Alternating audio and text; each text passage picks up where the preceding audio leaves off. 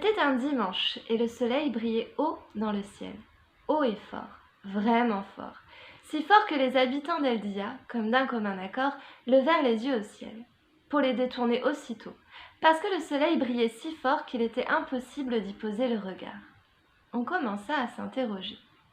Alors un jeune garçon, du nom de Tournesol, alla trouver le professeur Pâquerette, qui dormait encore à poing fermé, mais qui avait acquis une solide réputation dans le village, entre autres choses parce qu'il avait l'esprit vif et averti, et la pensée régulée, et aussi parce qu'il avait toujours réponse à tout.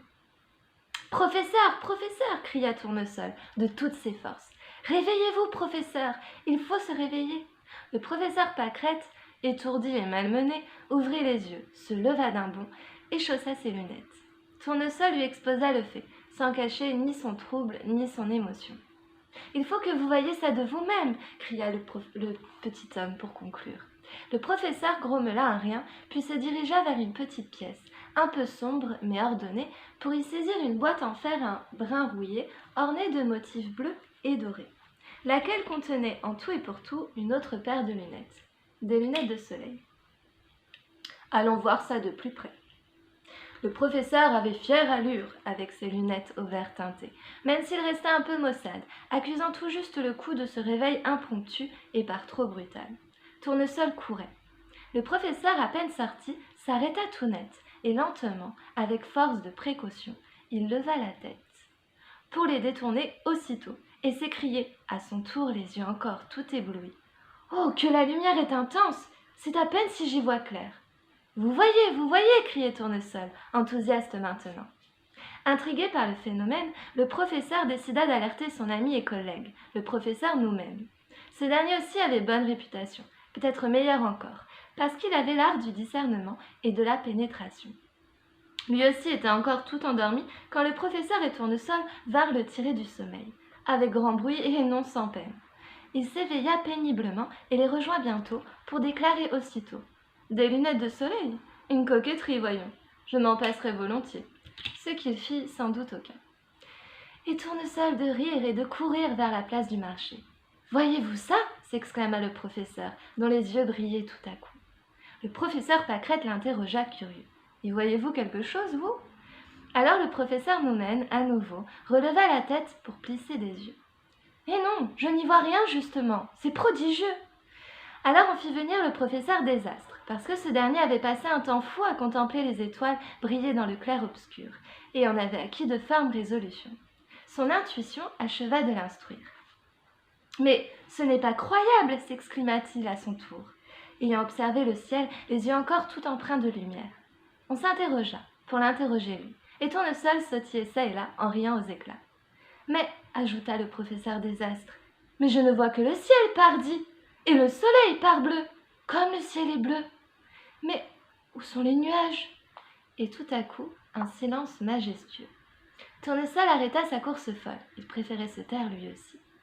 Le professeur Désastre, toutefois, brisa le silence pour ainsi dire. « Voyez-vous ça?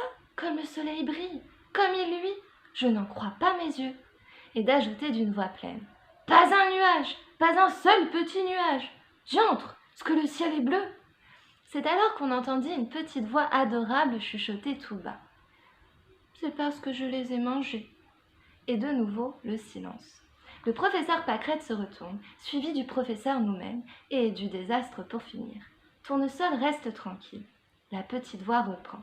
« Je n'ai pas fait exprès, je ne pensais pas. » C'était Maladresse, une petite fille aux nattes rondes, aux yeux de pastel et aux reflets dorés, aussi dorés que les blés. Tournesol, qui connaissait très bien Maladresse et que ça ne surprenait pas, s'écria. « Mais de quoi parles-tu » Mais Maladresse ne disait rien. Elle restait là, le visage bas, la mine boudeuse, le regard vague, absorbée peut-être par la pointe de ses pieds. « Mais de quoi parles-tu, Maladresse » insista Tournesol. « Qu'est-ce que tu as encore fait ?» La petite fille ne dit mot, les professeurs l'intimidaient par trop. Alors le professeur Pâquerette fit quelques pas, à pas feutrés pour ne pas l'effrayer, elle qui l'était déjà bien assez, mais sans effet, et la petite fille déglutit. « Je... bafouilla-t-elle, pas tranquille et barbouillée. « Je les ai mangés, dit-elle enfin. J'ai mangé les nuages. » On préféra ne rien dire. Était-ce possible, enfin ? Ne dis pas de sottises, cria Tournesol. Ce n'est pas drôle, criait-il. Et le professeur Pâquerette de surenchérir.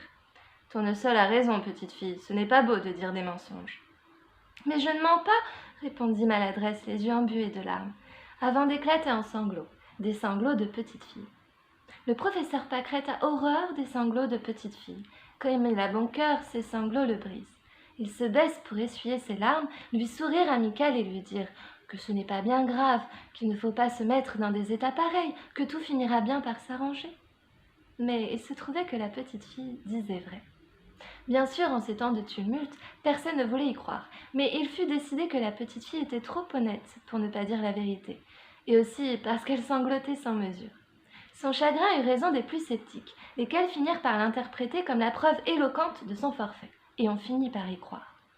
Les dialistes curieux voulaient voir le prodige et l'interroger. « Comment est-ce possible » demandait-on d'abord. « Comment on fait pour manger un nuage ?» Et puis aussi, « Quel goût ça a, tiens, un nuage ? Est-ce que c'est croquant ? Est-ce que c'est acide, ferme ou fondant, sucré, salé ? Est-ce que c'est doux ou épicé ?» Mais Maladresse ne répondait rien. Elle sanglotait seulement. Quand on lui demandait pourquoi ou encore mais pourquoi as-tu fait ça, toutefois Maladresse fit une réponse qui surprit tout le monde mais n'en contenta aucun. Parce que c'est à cause des nuages qu'il y a de la pluie. C'est le professeur Platitude qui l'a dit. Et le professeur de sourire et de rougir aussi. Mais enfin, ce n'est quand même pas de ma faute. Et Maladresse d'ajouter. Je n'aime pas la pluie. C'est triste et ça mouille. Et après mes cheveux, ils frisent. On rit à cette réponse, surtout Tournesol. Il adorait courir sous la pluie. Ensuite, on se mit à prier. On implora le ciel, nuit et jour, que les nuages reviennent, que le ciel cesse de luire, qu'il pleuve et qu'il neige, des orages et des tempêtes. On priait le vent et ses bourrasques et la brise. C'est-à-dire que le ciel n'était pas beau, il était beaucoup trop bleu. C'est-à-dire que le soleil, c'est bien joli, mais quand il vient après la pluie, c'est-à-dire aussi qu'il faisait chaud à s'en décoller les mâchoires. Comme le soleil était trop fort, on ne sortait plus que la nuit. On profitait de la lune pour contempler les étoiles, lumineuses et scintillantes. On se laissait ravir. Ce n'était pas très commode, mais on finit par s'y faire. Et puis un matin, c'était un lundi, à l'insu de tous, un miracle se produisit. Le ciel tout à coup s'obscurcit. Le soleil disparut lentement, recouvert d'un large disque d'or, un disque immense, encore plus dense que lui, d'un noir profond et hypnotique, qui transporta tout à chacun le peuple d'Eldia.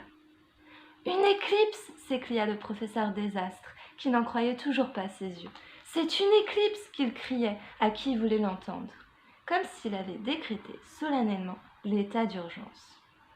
Étant en effet, c'était une éclipse, une grande et belle éclipse, en bonne et due forme, et tout le monde applaudit. Et quand le disque disparut, et que le jour réapparut, cycle éternel et infini, le ciel était gris. « Le ciel est gris, le ciel est gris !» criait le professeur Désastre. « Voyez-vous ça, le ciel est gris !»« Les nuages !» criait Tournesol. « Les nuages sont revenus !»